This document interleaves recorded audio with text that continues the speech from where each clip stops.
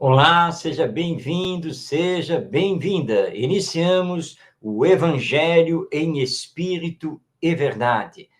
Hoje, 2 de novembro, considerado o dia de finados, o dia dos mortos, mas nós espíritas sabemos que a morte não existe, que na verdade tudo é vida e que aqueles que já partiram pela porta da morte, na verdade, continuam muito vivos, como espíritos que todos nós somos, mas vivos no mundo espiritual. E no programa de hoje, teremos temas que se ligam a essa questão da vida futura, a vida imortal, plena, que todos nós vivemos e temos que viver, porque essa é a mensagem do Espiritismo, uma mensagem de vida.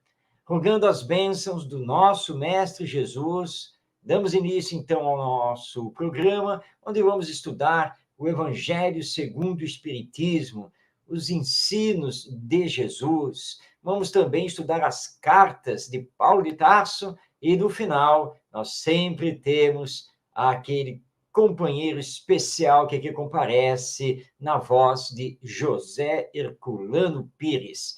Este programa tem a finalidade de conversar com você a respeito do Evangelho, dos ensinos morais de Jesus à luz do Espiritismo.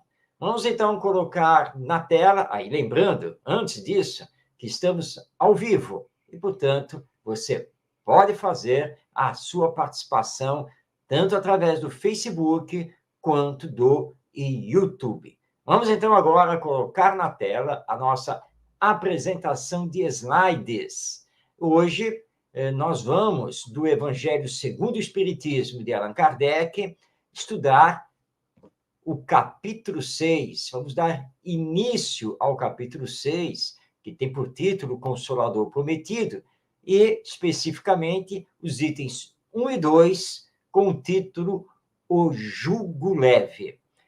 No início do capítulo, Allan Kardec primeiro vai nos trazer uma passagem do Evangelho para, na sequência, fazer o comentário. Vamos, então, conhecer essa passagem do Evangelho trazida por Allan Kardec para podermos entender essa questão do jugo leve. Diz, então, Mateus, esse mesmo, o discípulo e evangelista Mateus, no seu capítulo 11, versículos 28 a 30, a seguinte passagem, o seguinte ensino de Jesus. Vinde a mim, todos os que andais em sofrimento, e vos achais sobrecarregados, e eu vos aliviarei. Tomai sobre vós o meu jugo, e aprendei de mim, que sou manso e humilde de coração, e achareis descanso para as vossas almas, porque o meu jugo é suave, e o meu fardo é leve.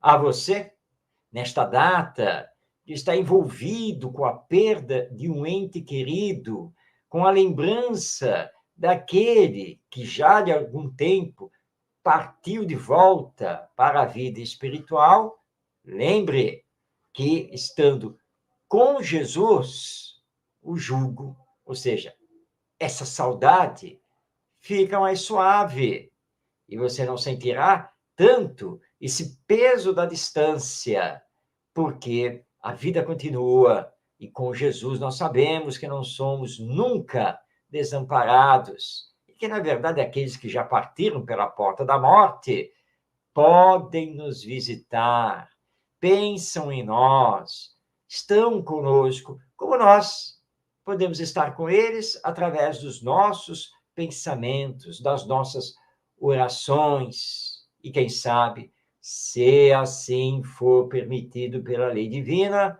durante o sono, com o nosso desprendimento do corpo, quem sabe não poderemos ter um encontro na espiritualidade com esse nosso ente querido.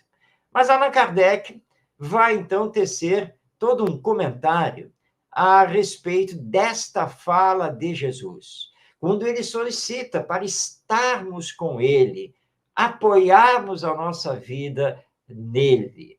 Então, Allan Kardec comenta: todos os sofrimentos, misérias, decepções, dores físicas, perdas de seres queridos, encontram sua consolação na fé no futuro e na confiança na justiça de Deus, que o Cristo veio ensinar aos homens.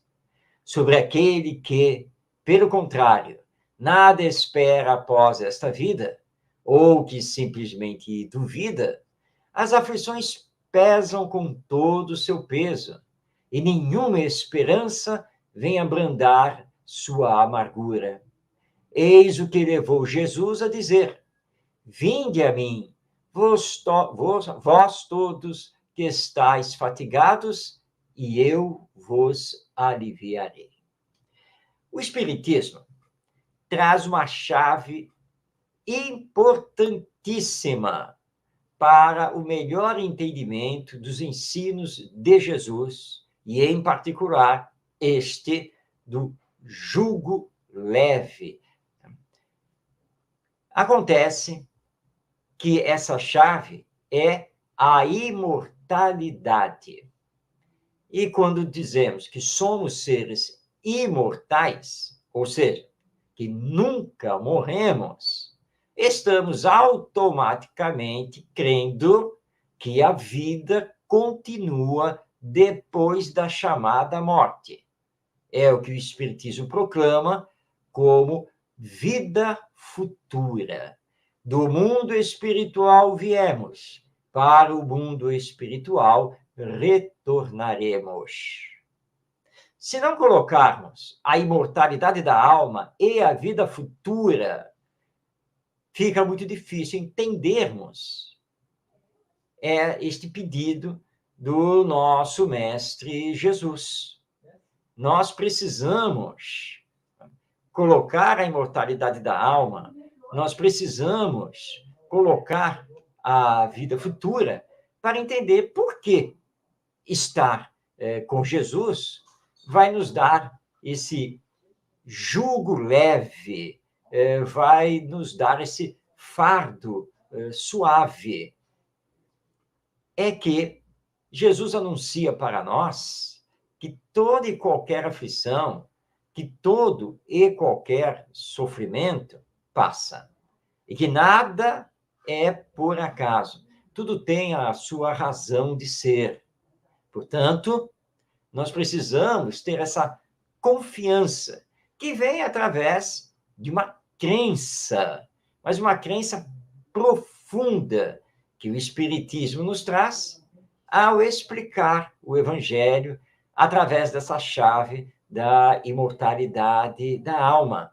Por isso, as colocações aqui de Allan Kardec: sofrimentos, misérias, decepções, dores, perdas, todas essas coisas passam, e todas elas ficam de fato leves e suaves quando entendemos que a vida continua e que Deus, na sua justiça, não permite que tenhamos qualquer tipo de sofrimento sem necessidade efetiva para o nosso aprendizado rumo à perfeição, porque a lei divina é lei de progresso.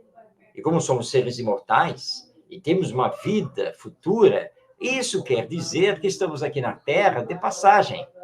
Daí, então, a outra chave que o Espiritismo nos traz: a reencarnação.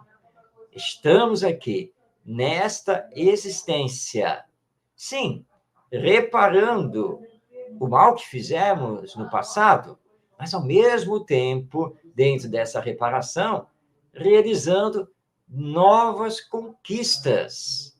Estamos realizando nosso progresso, nosso aperfeiçoamento.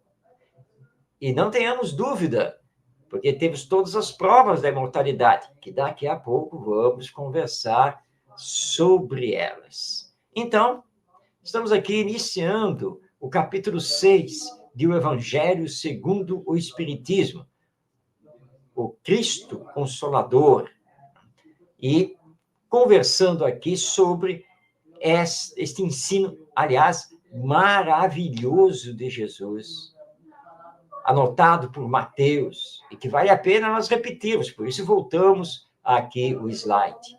Vinde a mim, todos os que andais em sofrimento, e vos achais sobrecarregados, e eu vos aliviarei. Tomai sobre vós o meu jugo, e aprendei de mim, que sou manso e humilde de coração, e achareis descanso para as vossas almas, porque o meu jugo é suave e o meu fardo é leve. São palavras belíssimas, profundas, de grande consolação. E Jesus, dando-se como exemplo, lembra que ele é manso e humilde de coração. E, portanto, é o que precisamos ser, já que Jesus é para nós guia e modelo. É o nosso exemplo. Não esqueçamos disso. Sigamos os seus ensinos, os seus exemplos. Coloquemos em prática as suas lições que estão no Evangelho e que são tão bem estudadas em o Evangelho segundo o Espiritismo, com as instruções dos espíritos superiores e os comentários de Allan Kardec. Assim, então, abrimos o programa com o estudo inicial do capítulo 6 do Evangelho segundo o Espiritismo, com uma palavra já de consolo, de esclarecimento e de esperança a você, que hoje, no dia de finados, lembrou dos seus entes queridos. E por todos eles, não chore, não fique pelos cantos, não feche o semblante, lembre deles, das coisas boas, da convivência, e dessa saudade, deixe transbordar uma oração a todos eles e de gratidão a Deus por saber que a vida continua e que os laços afetivos estão mais apertados do que nunca. Pois bem, vamos então agora abrir a segunda parte do nosso programa, que é aquela que nós estamos acompanhando o livro Parábolas e Ensinos de Jesus, de Caiba Schutel, publicação da Casa Editora O Clarim. E estamos desdobrando os ensinos de Jesus. E hoje, o tema é provas da imortalidade. Caiba Schutel vai nos trazer uma passagem bastante significativa do Evangelho e da qual poderemos fazer muitos comentários num entendimento bastante amplo e profundo. E, se tratando de provas da imortalidade, o Espiritismo tem muito a dizer. Vamos colocar na tela, então, esta passagem que Caiba Schutel transcreve do livro para, na sequência, fazer os seus comentários. Ela está no Evangelho segundo Lucas, ocupando os versículos 13 a 49. Nós não transcrevemos todos esses versículos aqui no slide. Precisaríamos, na verdade, de vários slides para fazer toda a transcrição. Então, transcrevemos o início, mas vamos aqui falar, né, dos versículos todos, para que você possa ter o melhor entendimento. O que vai acontecer aqui, que Lucas está aqui relatando, no seu capítulo 24, versículos 13 a 49, é aquele acontecimento após a crucificação. E depois que Maria Madalena havia anunciado aos discípulos a ressurreição de Jesus. Mas os discípulos, lá no cenáculo, onde estavam reunidos, ficaram muito em dúvida daquele relato de Maria Madalena e se, de fato, Jesus havia ressuscitado. Eles foram averiguar o túmulo e confirmaram que o corpo de Jesus havia sumido. Mas ressurreição teria mesmo acontecido? Jesus teria aparecido para aquelas mulheres? Ou elas estariam inventando ou iludidas? Então, relata Lucas. Nesse mesmo dia, 2 dentre eles caminhavam para uma aldeia chamada Emaús, distante de Jerusalém, 60 estádios, conversando ambos de tudo quanto se tinha passado. E aconteceu que, quando eles falavam e conferenciavam a seu respeito, Jesus veio unir-se a eles e caminhava ao lado deles, mas seus olhos estavam como que fechados, a fim de que eles não pudessem reconhecer. Ou seja, nós temos aqui 2 seguidores de Jesus que saíram lá do cenáculo, onde os discípulos estavam reunidos, lá em Jerusalém, e se colocaram a caminho para a cidade de Emaús. E estavam ambos conversando sobre os acontecimentos que levaram à crucificação, à morte de Jesus, o desaparecimento do corpo e aquela possibilidade da sua ressurreição, que, aliás, ele havia anunciado. E eles estavam, então, caminhando pela estrada, quando uma pessoa apareceu. Apareceu e se colocou entre eles. E começou também a conversar com eles. Mas eles não reconheceram Jesus naquele momento. Que aí a narrativa de Lucas prossegue. E eles pararam, então, numa estalagem e, ao conversarem, pedirem uma refeição, o novo amigo pega e o pão, reparte o pão e usa de palavras que despertaram os dois, que olharam para aquele ser e disseram, é Jesus. Mas Jesus some da visão deles. E eles ficam atônitos, sem entender o que tinha acontecido, e resolvem voltar para Jerusalém, para contar a boa nova aos demais. Retornam, então, para Jerusalém e relatam a todos o que havia acontecido na estrada em direção a Emaús. Mas, novamente, bateu a dúvida nos discípulos.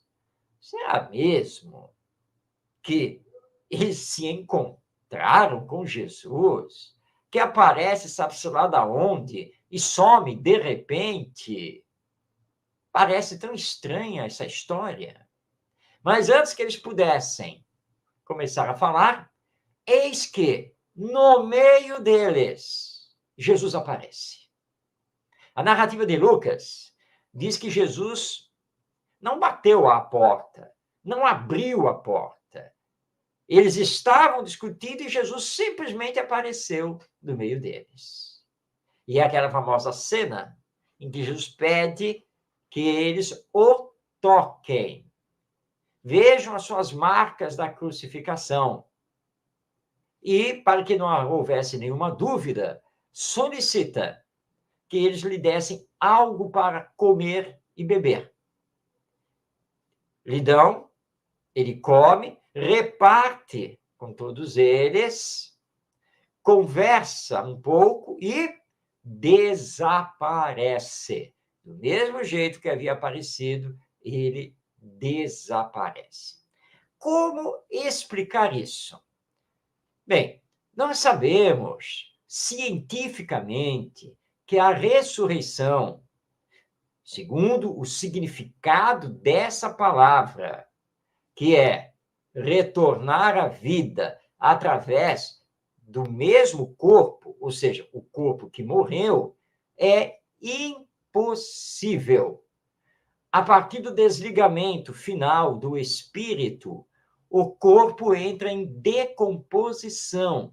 E a decomposição é total, em breve tempo, restando apenas os ossos. Portanto, é impossível que a alma ou o espírito que partiu possa voltar e reerguer o corpo lá do túmulo. Não existe essa possibilidade. Portanto, a ressurreição não existe.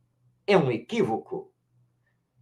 É uma confusão que se faz com a reencarnação, quando a alma ou o espírito retorna, nasce de novo, mas através de um outro corpo, numa nova condição. Portanto, um corpo novo. Mas não é o caso do que aconteceu com Jesus. Todos testemunharam a sua morte, o seu enterro. O corpo já não estava mais ali, no túmulo. E ele havia aparecido e desaparecido para as mulheres. Apareceu e desapareceu para os 2 discípulos e na estrada para Emaús. Apareceu e desapareceu diante dos discípulos no cenáculo. Mas eles puderam tocar nele, senti-lo, e viram Jesus se alimentar diante deles. Uma comida sólida, orgânica. Mas, do mesmo jeito que ele apareceu, na sequência, desapareceu. Como explicar, então, isso? O Espiritismo nos explica que, além do corpo orgânico, todos possuímos um corpo espiritual. E o Espiritismo dá o nome de perispírito. Quando o corpo orgânico morre, o espírito ou alma se desprende do corpo orgânico, mas mantendo o corpo espiritual, o perispírito. O perispírito é um corpo semimaterial que pode, através da combinação de fluidos em situações especiais, pode se tornar visível a nós que estamos encarnados. E pode também se tornar tangível, sólido, ao ponto de podermos tocar, abraçar, sentir o espírito através do perispírito. Mas isso é passageiro. Dura apenas um tempo e depende de diversas condições. Nesse sentido, nós podemos aceitar a palavra ressurreição. Ressurreição do espírito, através do perispírito, não ressurreição do corpo. E no caso de Jesus, nós não temos aqui a figura da reencarnação. Ele vai depois ficar 40 dias e 40 noites instruindo os discípulos e seguidores, quando vamos ter depois o famoso caso do Pentecostes. Mas ele também não fica. E todos os dias ele aparecia e desaparecia. Portanto, nós temos aqui nesta passagem de Emaús uma prova inconteste da vida que continua depois da morte, da independência do espírito e que ele pode, sim, se apresentar a nós.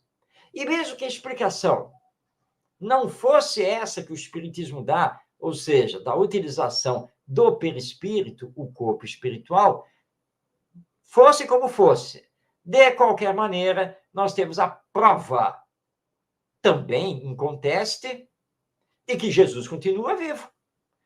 Porque se a morte fosse o fim de tudo, Jesus não poderia ter retornado, não poderia ter se apresentado, não poderia ter sido tocado, não poderia ter ensinado a todos. Só pôde fazer isso porque ele não morreu. Estava vivo, mas vivendo na dimensão espiritual. E isso que aconteceu com Jesus também acontece conosco. Somos seres imortais.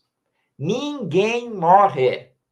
Todos retornamos para o mundo espiritual. A diferença entre nós e Jesus é que Jesus já é um espírito perfeito e não necessita reencarnar. Nós somos imperfeitos e ainda necessitamos da reencarnação. Hoje eu estou o Marcos Demário, nesta condição. Ontem eu estava, sabe-se lá, com que nome, com qual corpo, com qual personalidade e onde. E amanhã, ou seja, na vida futura, na próxima encarnação, eu terei outro nome, outro corpo, e estarei, provavelmente, em outro lugar, sempre de acordo com as minhas necessidades evolutivas, tanto intelectuais quanto morais. Mas, além desta passagem que estamos estudando aqui do Evangelho de Lucas, existem outras provas da imortalidade da alma? Ah, como existem. E muitas.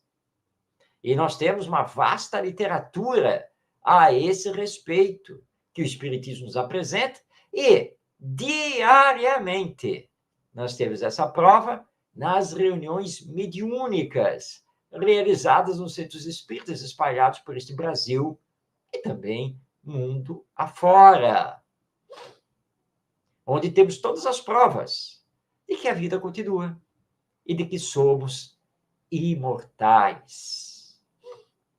Vale a pena conhecer, por exemplo, o livro O Fenômeno Mediúnico, do Gabriel Delane. Também dele, o livro A Reencarnação. Entre outras obras, que aqui nós ficaríamos citando N obras. N obras. Mas vale a pena a leitura, por exemplo, da segunda parte de O Céu e o Inferno, de Allan Kardec, onde ele nos traz as comunicações dos espíritos. A leitura da Revista Espírita, também de Allan Kardec, com casos e mais casos que registram a continuidade da vida depois da morte. Mas a prova da imortalidade já está no Evangelho, muito clara nesta passagem. Poderíamos citar, por exemplo, aquele diálogo que Jesus tem com Pedro, Tiago e João a respeito de que se dizia que antes da vinda do Messias, o profeta Elias tinha que vir. E Jesus disse que ele já tinha vindo, mas não tinha sido reconhecido. E que fizeram com ele o que bem entenderam. E aí os três entenderam que Jesus estava se referindo a João Batista. Ou seja, que João Batista era a reencarnação do profeta Elias. Mas para haver reencarnação, tem que haver imortalidade. Porque se Elias tivesse morrido definitivamente, seria impossível que ele fosse João Batista e vice-versa. Portanto, provas e mais provas da imortalidade da alma no Evangelho.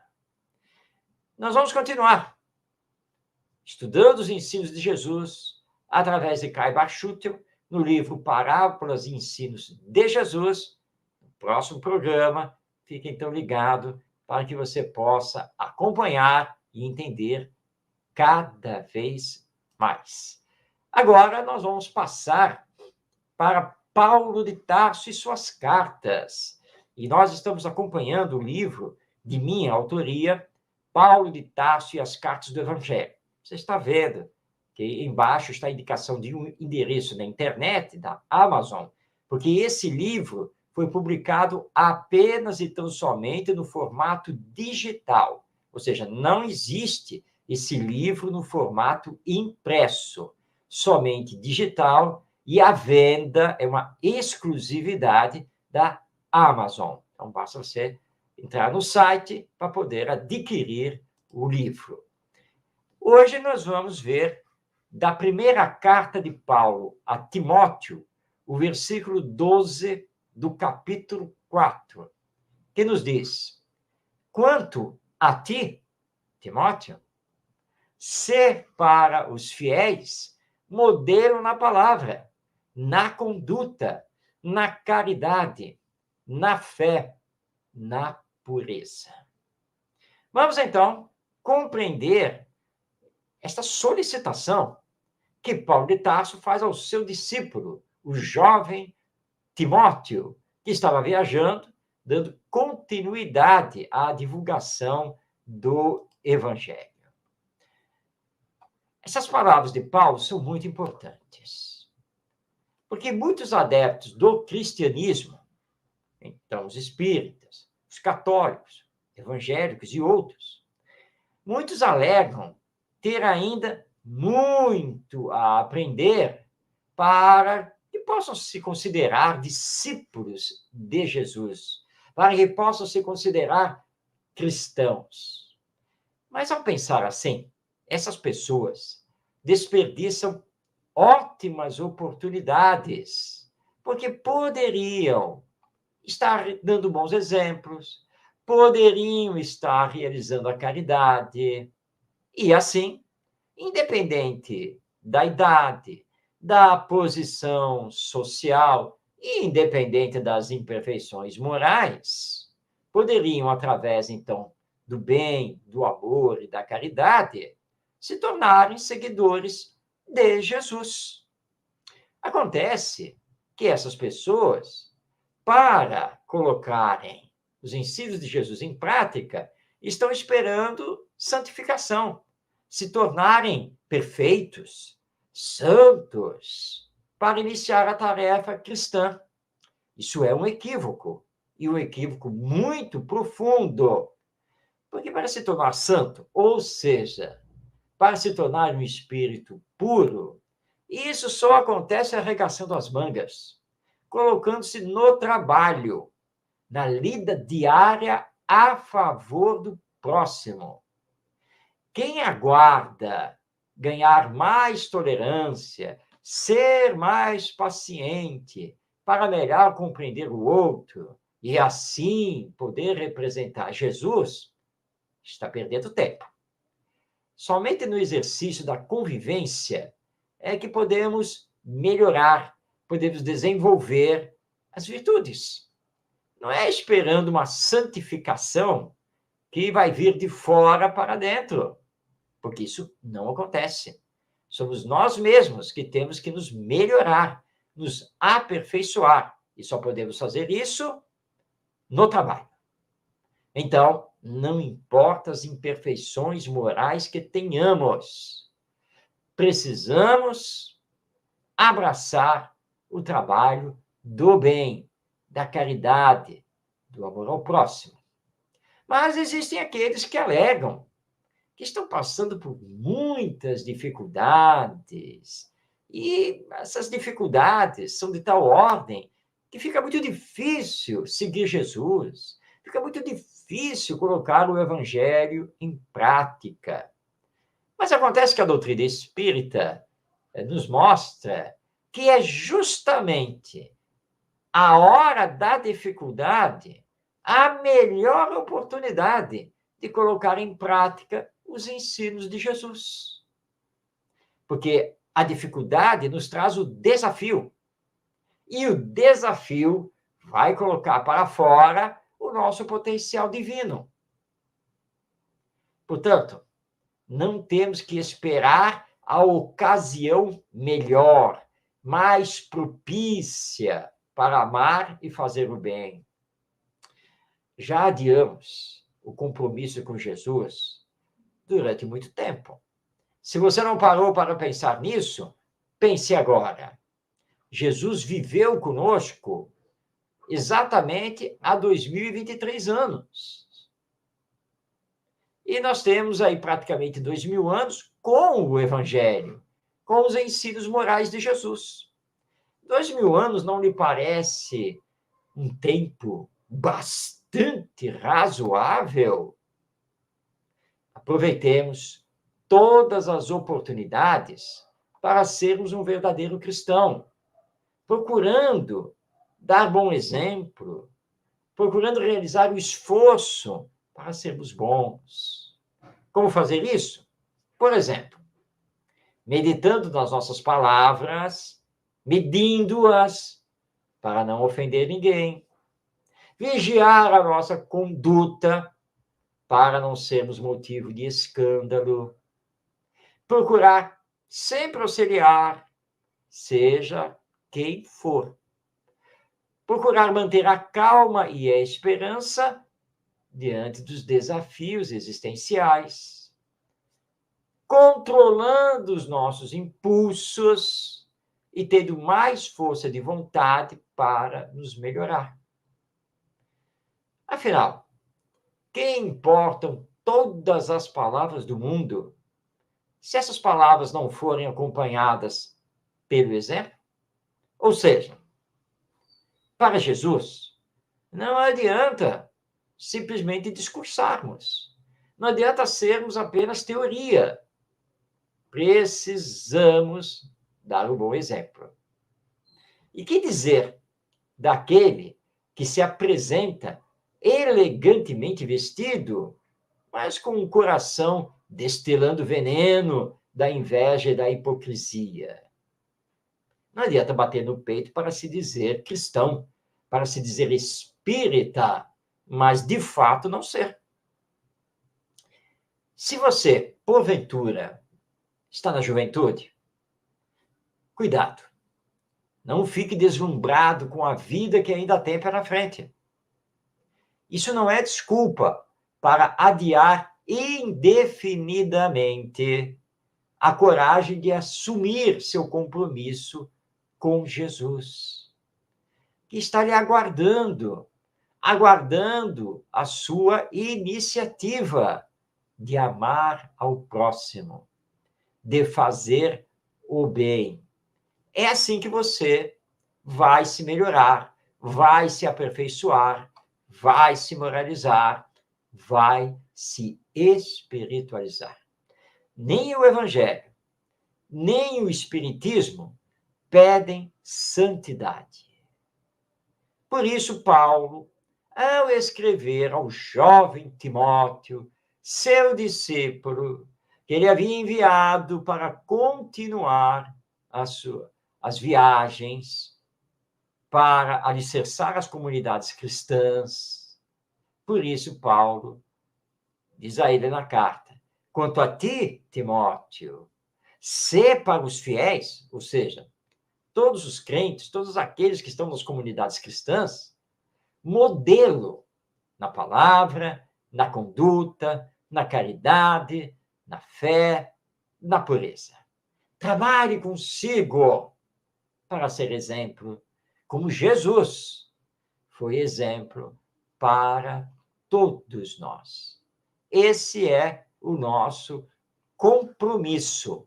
É isso que precisamos fazer.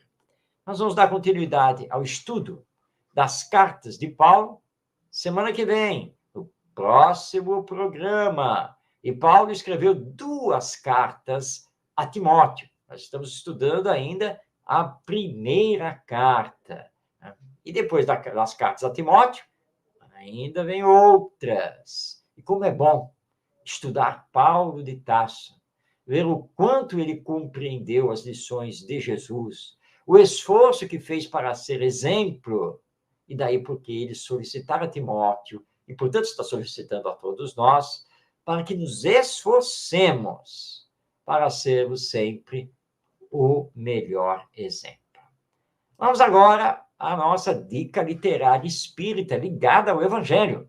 Hoje nós estamos trazendo o livro Encontro Marcado, que é de autoria do Espírito Emmanuel, através do médium Francisco Cândido Xavier, obra publicada pela Federação Espírita Brasileira.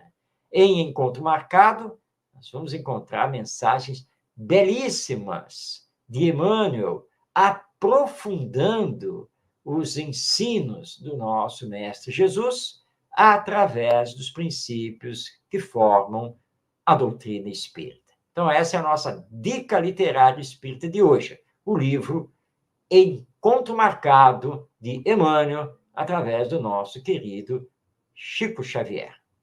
E agora, na última parte do programa, nós vamos ceder a palavra ao nosso convidado, José Herculano Pires, em áudio da década de 1970, áudio do programa No Limiar do Amanhã, em que ele, então, comentava uma passagem do Evangelho, do Novo Testamento.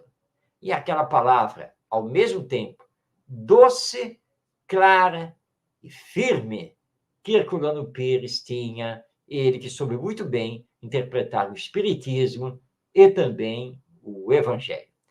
Vamos, então, passar a palavra a José Herculano Pires.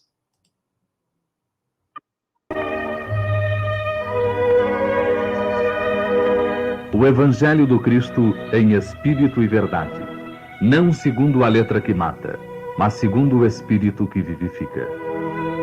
Abrindo o Evangelho ao acaso, encontramos no Evangelho de João, no capítulo 8, do versículo 52 ao 59, a seguinte passagem. Disseram-lhe os judeus: agora estamos certos de que estás possesso de demônio. Abraão morreu e também os profetas, e tu dizes: se alguém guardar a minha palavra, nunca jamais provará a morte. Porventura és tu maior do que nosso pai Abraão, que morreu? Também os profetas morreram. Quem pretendes tu ser?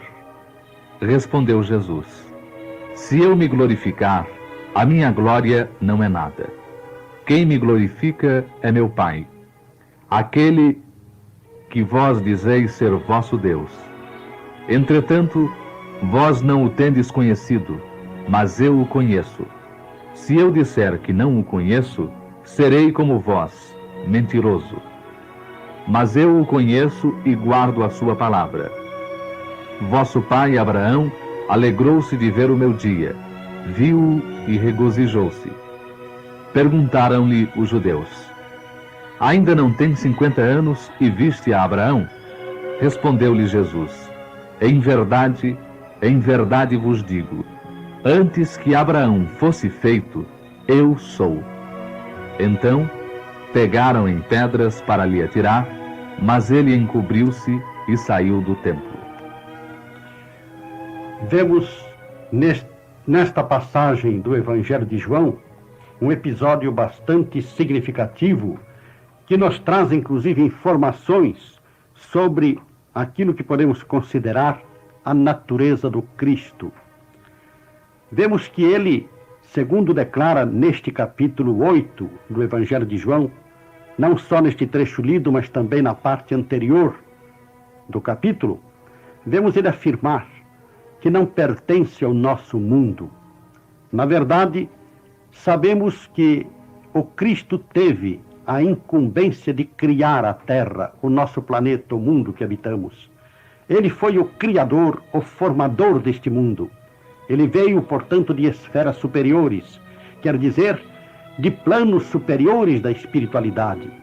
Isto, entretanto, não quer dizer, segundo pensam algumas pessoas, que ele não tenha passado pelo processo de evolução, que ele seja Deus, ou que ele seja uma espécie de criatura ligada a Deus de maneira misteriosa e criada ao mesmo tempo que Deus, se Deus pudesse ter sido criado. Não, não quero dizer isso. Quero dizer apenas que Jesus fez parte de mundos anteriores à Terra, mundos que evoluíram muito antes que o nosso, e tendo atingido os planos mais elevados da evolução, então puderam esses mundos produzir os espíritos superiores, entre os quais se encontrava o Espírito de Jesus. Ele, Jesus, o Cristo, segundo a designação grega que os discípulos gregos do seu Evangelho lhe deram, ele veio, portanto, à Terra com uma finalidade bem definida, a de organizar o nosso mundo terreno e dirigir a humanidade que aqui se encarnaria. Assim, de acordo com o Espiritismo, a direção espiritual da Terra está nas mãos de Jesus. As suas mãos misericordiosas orientam o desenvolvimento através dos tempos de toda a nossa evolução na Terra. A população terrena, portanto, nesse desenvolvimento é dirigida por uma luz superior, por uma inteligência divina, que não obstante não podemos confundir com a inteligência de Deus. Há uma distinção nítida a ser feita. Nós podemos apelar para o esclarecimento desta divisão. Podemos apelar para uma informação que encontramos já antes do advento do Cristo na própria filosofia de Platão. Platão se refere na sua filosofia ao demiurgo. E esta figura, o demiurgo, nada mais é que, de acordo com as próprias palavras de Platão, um Deus secundário. Este Deus secundário é naturalmente um ministro de Deus. E diz então Platão que Deus fornece a matéria-prima da qual se serve o demiurgo para formar um mundo. A imagem parece bastante explicativa da maneira por que nós consideramos no Espiritismo a figura de Jesus. Deus forneceu a matéria-prima e Jesus construiu a terra. As suas mãos, por assim dizer, modelaram o nosso planeta, como as mãos de um oleiro modelam na sua olaria as formas de um vaso. Ele preparou o recipiente celeste, porque a Terra é um mundo do espaço, é um mundo do céu. A Terra não é um mundo perdido nos planos inferiores da criação, mas um mundo em evolução, no giro constante das galáxias ao redor dos planos superiores. E a Terra, nesta sua evolução, modelada por Jesus, recebeu então todo o conteúdo humano, espiritual, que veio à Terra através das gerações sucessivas, desde os homens da caverna até os nossos dias. Entretanto, quando Jesus, presidindo a evolução terrena, enviou sucessivamente ao nosso planeta as grandes figuras que nos trouxeram as revelações do passado, por exemplo, as revelações de Hermes no Egito, de Vyasa na Índia, de Zoroastro na Pérsia e assim por diante, quando ele nos enviou essas figuras que correspondem aos seus auxiliares espirituais no destino da Terra, na direção e na orientação do nosso planeta, ele preparava o momento em que ele mesmo devia vir em pessoa para participar da evolução terrena e para nos dar um impulso decisivo nos caminhos dessa evolução. A vinda de Jesus, portanto, marca um momento superior da nossa evolução. Quando ele se encarnou entre nós, ele veio tomar o corpo carnal, veio fazer-se homem entre os homens, para nos trazer as suas lições de viva voz, trazendo-nos também o esclarecimento de muitas das lições anteriores a ele, quando ele aqui apareceu. Ele nos trouxe não só um ensinamento, mas nos trouxe também o seu exemplo. E mais do que o seu exemplo, ele nos trouxe o impulso espiritual da sua evolução, com a qual impregnou, se assim podemos dizer, a própria carne humana, para que o homem dali por diante encontrasse maior facilidade no seu desenvolvimento espiritual. Entretanto, vemos que os homens do tempo, os próprios judeus, entre os quais ele nasceu, e os judeus constituíam nesse tempo o povo espiritualmente em melhores condições para recebê-lo. Entretanto, os próprios judeus, como dizíamos, não foram capazes de compreender os seus ensinos e de recebê-lo com a dignidade espiritual necessária. Até hoje, como sabemos, o judaísmo continua dogmaticamente nos seus postulados mosaicos. Não sai dessa situação, não aceita que o Cristo tenha vindo através de Jesus. E isto nos mostra como é difícil a mentalidade humana mudar através dos tempos. Nós temos uma tendência à inércia mental, a nos fixarmos em dogmas, em princípios tradicionais e a permanecermos, por assim dizer, enliados nesses princípios, sem conseguirmos avançar na compreensão real das coisas. Justamente em virtude dessa inércia mental, os homens recusam continuamente as novas revelações, os novos ensinos que o céu continua a nos enviar sem cessar. Por toda parte, como nós sabemos, os espíritos se comunicaram sempre e em todos os tempos. Os espíritos superiores se serviram dos oráculos, das pitonisas na antiguidade, para transmitirem muitos dos ensinos necessários à evolução humana. Atualmente, os espíritos superiores nos trazem as suas mensagens através dos médiuns. Os médiuns são os novos profetas, porque os profetas bíblicos foram também seus instrumentos. Os novos profetas que aqui estão para nos trazerem o ensino da nova revelação, o ensino do Espírito da Verdade. E os homens continuam apedrejando esses profetas como nos tempos passados.